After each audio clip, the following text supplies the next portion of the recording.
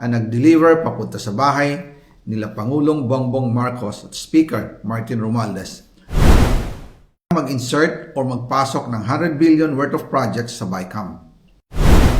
Sana po ay hindi nila ako mapatay bago ko mailabas ang lahat.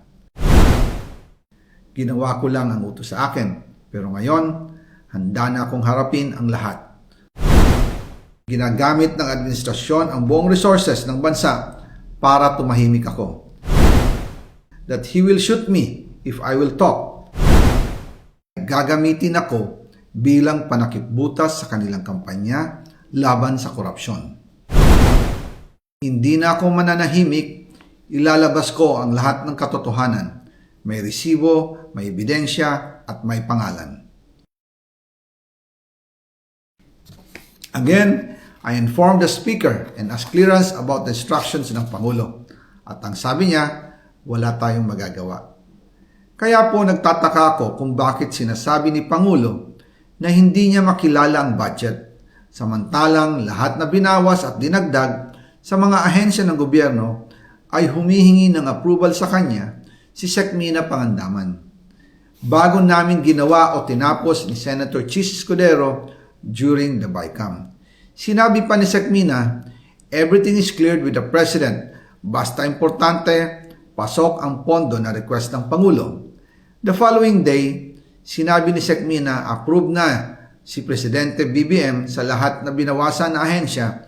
Masaya na ang Pangulo dahil naipasok ang gusto niyang 100 billion insertion. Wala pong perang napunta sa akin. Lahat po ng insertion napunta sa ating Pangulo at Speaker Martin Romualdez.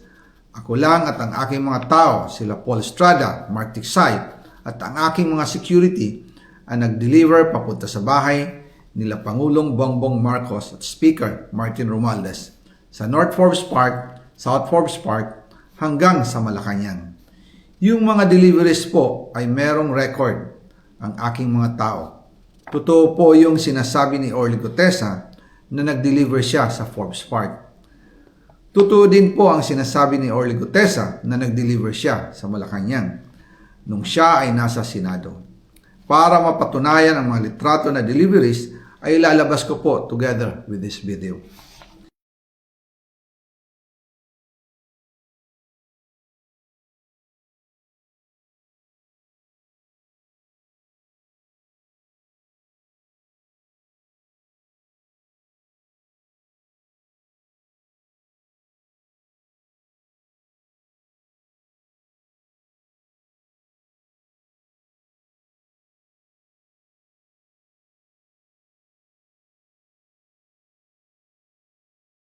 After po ng approval ng budget sa General Appropriations Act of 2025, nagtanong po ako sa DPWH kung magkano ang kailangan na ibigay sa Office of the President o ang SOP na bigayan. Ang sinagot sa akin ay 25%. Ang ibig sabihin nito, 25% ng 100 billion ang SOP na kailangan ibigay kay BBM mismo. In total, 25 billion ang napunta kay Pangulong Bongbong Marcos. Kaya ngayon ay hinahamon ko si Ombudsman Remulla kung seryoso talaga siya sa mga sinasabi niya sa kanyang press release na idadamay niya pati si Martin Romualdez kung magbibigay ako ng ebidensya. Patunayan niya ngayon ang pronouncement niya.